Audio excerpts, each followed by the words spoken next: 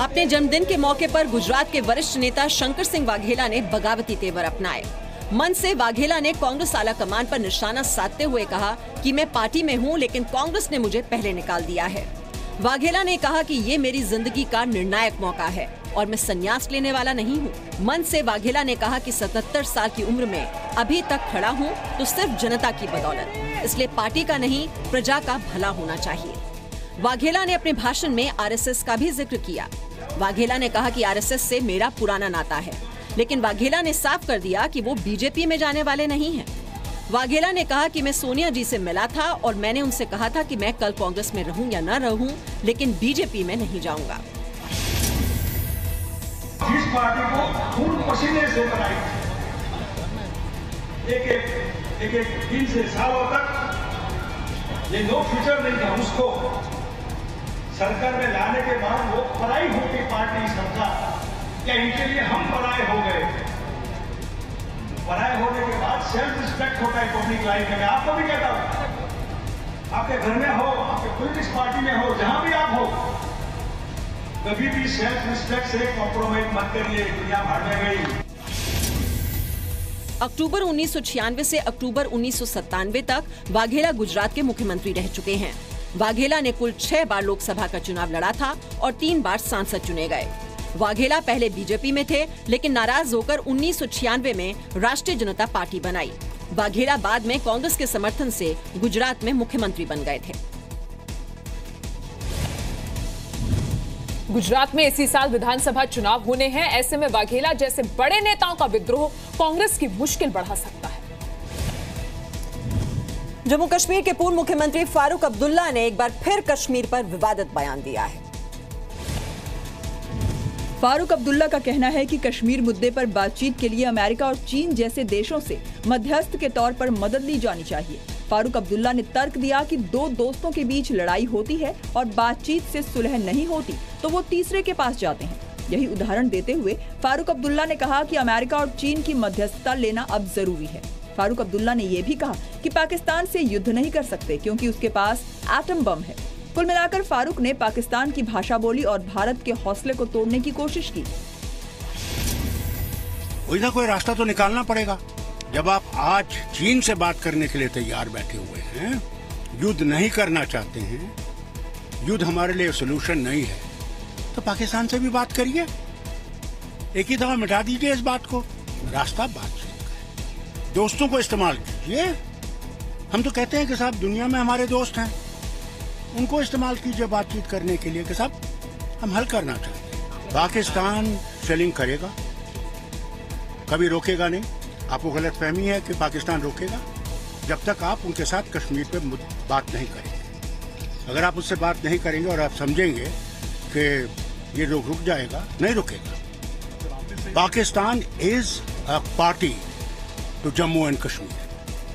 फारूक अब्दुल्ला के बयान का कड़ा विरोध हो रहा है। जम्मू कश्मीर के उप मुख्यमंत्री निर्मल सिंह ने फारूक के बयान को शहीदों की शहादत का अपमान बताया है। वहीं राहुल गांधी ने भी कहा है कि कश्मीर में तीसरे देश की मध्यस्थता स्वीकार नहीं है। केंद्रीय मंत्री गिरिराज सिंह ने कहा है कि फारूक अब्दुल्ला पाकिस्तान के प्रवक्ता की तरह बयान दे रहे हैं। कहा जा रहा है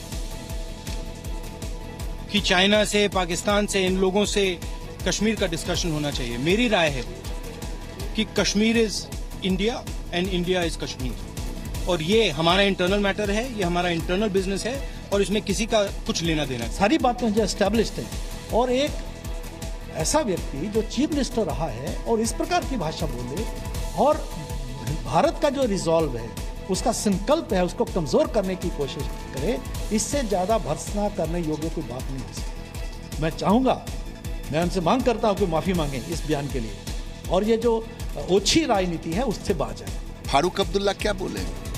कश्मीर जाते हैं तो पत्थरबाजों को समर्थन करते, अलगाववादियों का समर्थन करते। इन्हीं जैसे लोगों के कारण तो कश्मीर की दुर्दशा हुई। ये कोई वही व्यक्ति बोलेगा, लग रहा है कि फारूक अब्दुल्ला नहीं बोल रहे हैं, बल्कि लग रहा है पाकिस्तान का स्पोक्स पर्सन बोल।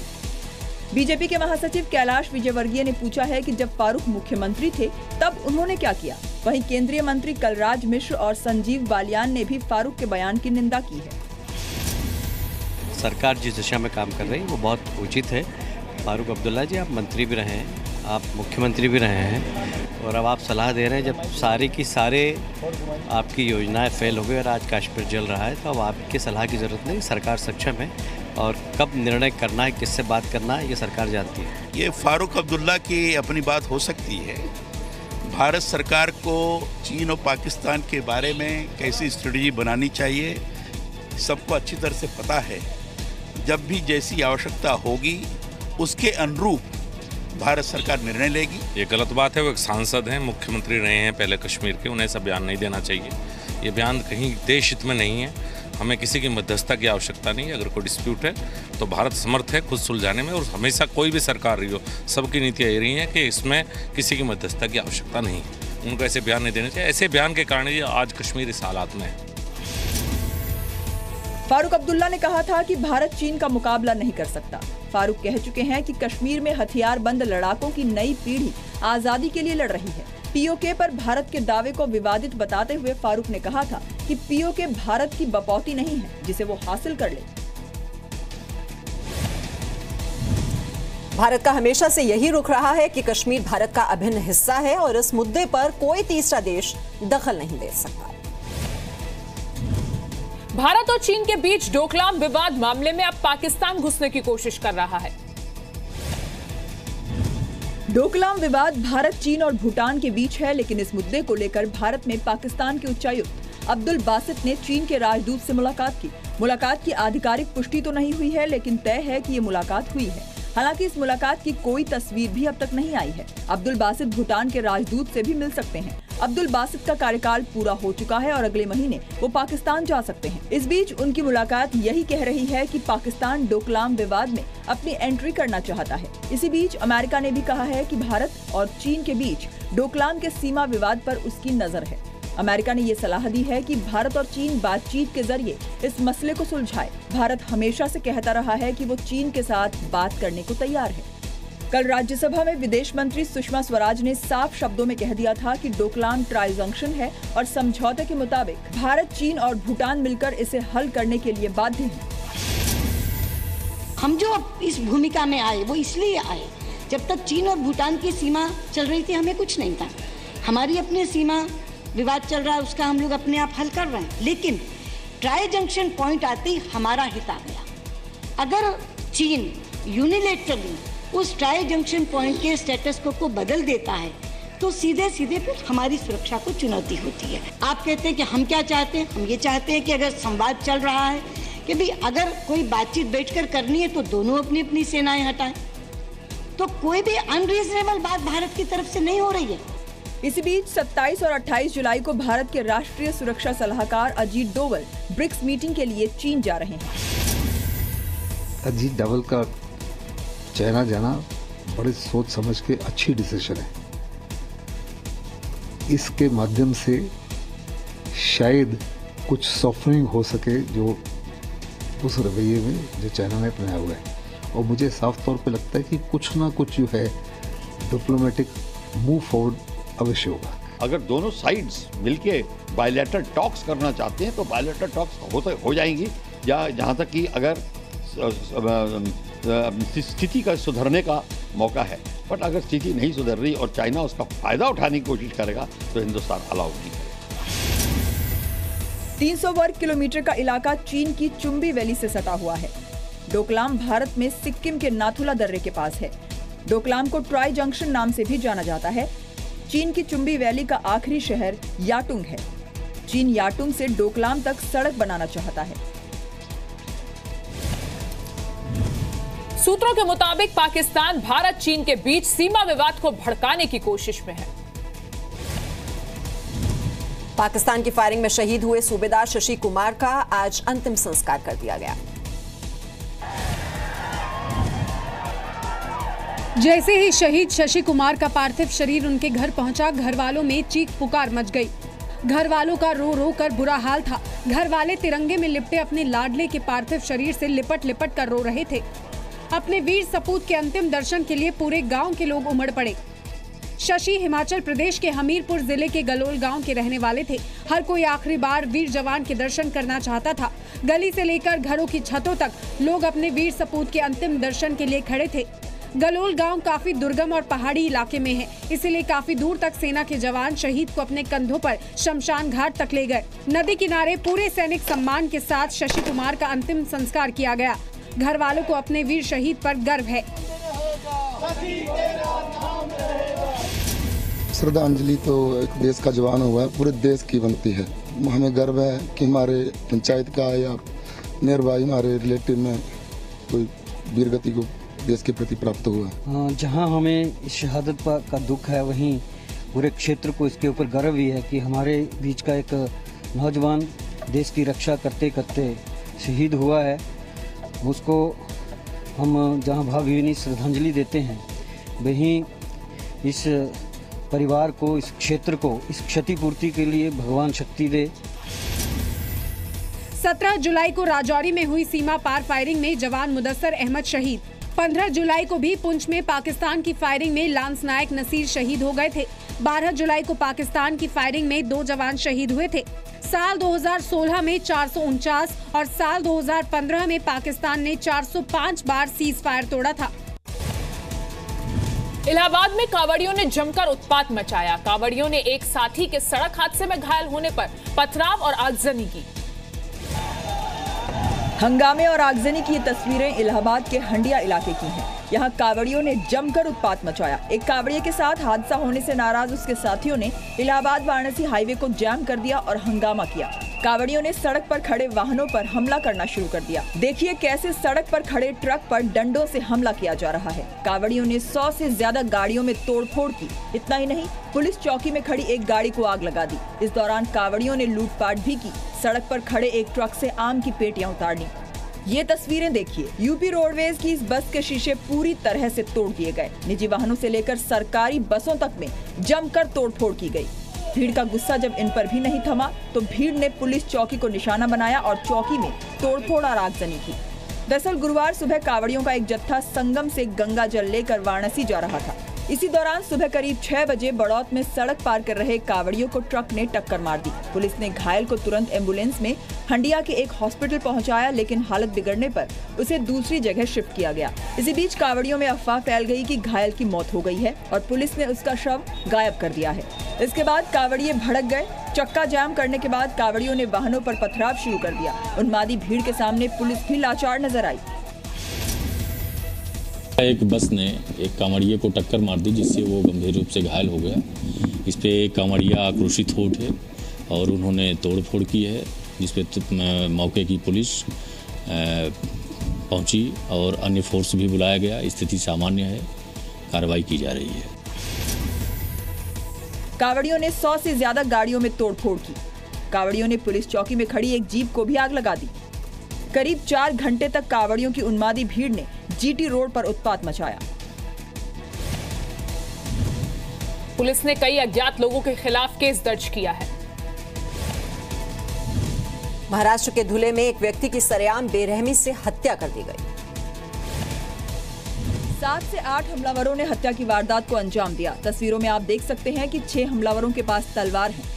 ये लोग एक दुकान के बाहर खड़े हैं। इनका एक साथी दुकान के अंदर है, जो एक व्यक्ति को दुकान के अंदर से खींचकर दुकान की चौखट पर ले आता है। उसके बाद सब बदमाश उस व्यक्ति पर वार करने लगते हैं। एक के बाद एक तलवार से जमीन पर पड़े व्यक्ति पर वार किए गए। फिर उस शख्स को खींचकर बाहर लाया गया। बदमाश सड़क पर ही दिन दहाड़े उस पर तलवार से वार करते रहे। तस्वीरें इस बात का सबूत है कि इन बदमाशों को किसी का डर नहीं है। इनमें से एक बदमाश उस व्यक्ति पर टूट पड़ता है। लगातार तलवार से 20 से 30 वार करता है। कुछ ही वार में वो व्यक्ति मर जाता है, लेकिन इसके बाद भी बदमाश लाश पर लगातार वार करता है। ये पूरी वारदात सीसीटीवी में रिकॉर्ड हो गई। जिस व्यक्ति की सरेआम हत्या की गई है वो शफीउद्दीन उर्फ गुडिया है, जो एक नामी अपराधी था। गुडिया की हत्या का आरोप राजा भद्रा गैंग पर है। गुडिया पर हत्या, अपहरण, लूटपाट जैसे 35 मामले दर्ज थे। रफीउद्दीन शेख अलियास गुड्डू वाया 35 इनको एक 10 ते 11 लोकांनी कोयदा, सोड आणि पिस्टल यांच्या मार्फतीने हत्या केलेली आहे। एक सीसीटीवी में कैद हुआ था, तो उसको विश्लेषण करते वक्त हमें जो आरोपी हैं उन सभी के जो नाम निष्पन्न हो चुके हैं। 18 जुलाई की सुबह 6 बजे गुडिया एक चाय की दुकान पर बैठा, तभी उस पर हमला हो गया। 7 से 8 बदमाशों ने 1 मिनट के अंदर तलवार से 40 वार किए। वारदात के बाद से इलाके में दहशत का माहौल है। हैरानी की बात यह है कि 3 दिन बाद भी पुलिस के हाथ खाली है। गाजियाबाद पुलिस ने एनकाउंटर के बाद एक बदमाश को गिरफ्तार किया है।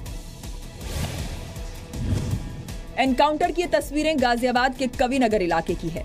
पुलिस वाले हाथों में पिस्तौल लेकर बदमाशों का पीछा कर रहे हैं। पुलिस आगे आगे और कैमरामैन पुलिस के पीछे पीछे। कुछ इसी अंदाज में एनकाउंटर का ये पूरा वीडियो शूट किया गया। पुलिस ने एक बदमाश को तो पकड़ लिया, लेकिन दूसरा बदमाश भागने में कामयाब रहा। दरअसल गाजियाबाद पुलिस ने रूटीन चेकिंग के लिए नाकेबंदी की थी। आने जाने वाली गाड़ियों और लोगों की जांच कर रही थी। इसी दौरान पुलिस ने बाइक सवार 2 लोगों को चेकिंग के लिए रोकने की कोशिश की, लेकिन ये दोनों बाइक सवार नहीं रुके। बदमाशों ने भागते हुए पुलिस वालों पर फायरिंग शुरू कर दी। पुलिस ने काफी दूर तक बदमाशों का पीछा किया, हवा में गोलियां चलाईं। पुलिस की जवाबी कार्रवाई में घबराए बदमाश बाइक छोड़कर भागने लगे, लेकिन इसी दौरान पुलिस ने एक बदमाश को पकड़ लिया। दूसरा बदमाश भागने में कामयाब रहा। कविनगर थाने के आसपास जंगल एरिया पड़ता है। यहाँ पर सडन साइड पे सूचना हुई, यहाँ पर 2 बदमाश फायरिंग करके जा रहे हैं। तो फिर उस सूचना पर मैं मौके पर पहुँचा हूँ और वहाँ पर एक बदमाश को हमने गिरफ्तार कर लिया है और हमें कुछ फायरिंग हुई थी, उस गिरफ्तार करके अब हम उससे पूछताछ करेंगे। उसके साथी फरार हो गए, उसके लिए हम चेकिंग टीम्स लगा रहे हैं। गाजियाबाद के कविनगर इलाके में कल रात यह एनकाउंटर हुआ। पुलिस ने चेकिंग के दौरान बाइक सवार बदमाशों को रोका था, लेकिन उन्होंने फायरिंग शुरू कर दी। पुलिस ने बदमाशों का पीछा किया और एक बदमाश को गिरफ्तार कर लिया। पुलिस बदमाश के दूसरे साथी की तलाश कर रही है। पुलिस ये भी पता लगाने में जुटी है कि कहीं ये लोग किसी बड़े गिरोह का हिस्सा तो नहीं। हरमनप्रीत कौर की तूफानी बल्लेबाजी की बदौलत भारतीय महिला क्रिकेट टीम महिला विश्व कप के फाइनल में पहुंच गई है। भारत की जीत से ज्यादा चर्चा हरमनप्रीत कौर के तूफानी शतक की हो रही है। हरमनप्रीत ने सिर्फ 115 गेंदों पर 171 रन बनाए। हरमनप्रीत ने अपना अर्धशतक सिर्फ 64 गेंदों में पूरा किया, लेकिन 50 रन से 100 रन तक पहुंचने में उन्होंने सिर्फ 26 गेंद खेली और अगले 71 रन सिर्फ 25 गेंद में बनाए। हरमनप्रीत ने अपनी पारी में 20 चौके और 7 छक्के लगाए और आखिर तक क्रीज पर डटी रहीं। 28 साल की हरमनप्रीत कौर पंजाब की मोगा की रहने वाली हैं। हरमनप्रीत का ये स्कोर महिला विश्व कप में चौथा सबसे बड़ा स्कोर है। हरमनप्रीत ऑस्ट्रेलिया की T20 बिग बैश लीग में खेलने वाली पहली भारतीय क्रिकेटर भी हैं। वो सिडनी थंडर्स टीम का हिस्सा हैं। सेमीफाइनल में ऑस्ट्रेलिया को 36 रन से हराने के बाद अब टीम इंडिया वर्ल्ड चैंपियन बनने के लिए इंग्लैंड की टीम से फाइनल खेलेगी। टीम इंडिया लीग मैच में इंग्लैंड को 35 रन से हरा चुकी है। हरमनप्रीत की इस कामयाबी से उनके परिवार में जश्न का माहौल है। मिताली के बाद भी इनिंग्स को काफ़ी अच्छा संभाला। 6s and 4s are just देखने की वाली वो इनिंग थी। बहुत मज़ा है उसकी इनिंग देख के। हम होप कर रहे थे कि वो अच्छा परफॉर्म कर पाए। एक्चुअली उसकी इंजरी के बाद वो बैटिंग नहीं कर पा रही थी, तो आज उसने बहुत अच्छा परफॉर्म किया। अभी तो है कि बॉलिंग अच्छा कर पाए। उसके बाद पूरी होप है हमें, हम तो चाहते हैं कि वो फाइनल्स तक जाए और वर्ल्ड कप लेके इंडिया वापस आए। मैं तो यही कहूँगा पूरी इंडियन टीम को, कॉमन टीम को, कि आप इसी तरह जैसे बेटी ने गेम खेली इसी तरह अपनी गेम खेलो और देश का नाम रोशन करो और वर्ल्ड कप जीत कर लाओ। तो यही कहूँगा जी बच्ची ਨੂੰ अपनी ਜਿਹੜੇ ਬੱਚੇ ਮਾਂ-ਬਾਪ अपनी बेटी ਨੂੰ अपनी ਕੁੱਖ ਦੇ ਵਿੱਚ ਮਾਰਦੇ ਉਹਨੂੰ ਨਾ ਮਾरो। जिस तरह मेरी बेटी ने मेरा नाम रोशन किया इसी तरह तुम्हारी बेटी भी तुम्हारा नाम रोशन करेगी। हरमनप्रीत कौर ने अपना पहला वनडे 2009 में खेला था। 2013 में इंग्लैंड के खिलाफ वर्ल्ड कप मैच में हरमनप्रीत ने शतक जड़ा था। 2016 में ऑस्ट्रेलिया के खिलाफ T20 मैच में भारत ने बड़ी जीत दर्ज की थी। हरमनप्रीत ने 31 गेंदों पर 46 रन जोड़े थे। रविवार को फाइनल में भारत और इंग्लैंड के बीच मुकाबला होगा। लंदन के लॉर्ड्स ग्राउंड पर ये मैच खेला जाएगा। फास्ट एंड फैक्ट्स में फिलहाल इतना ही, लेकिन देश और दुनिया की तमाम बड़ी खबरों के लिए आप बने रहिए जी न्यूज़ के साथ।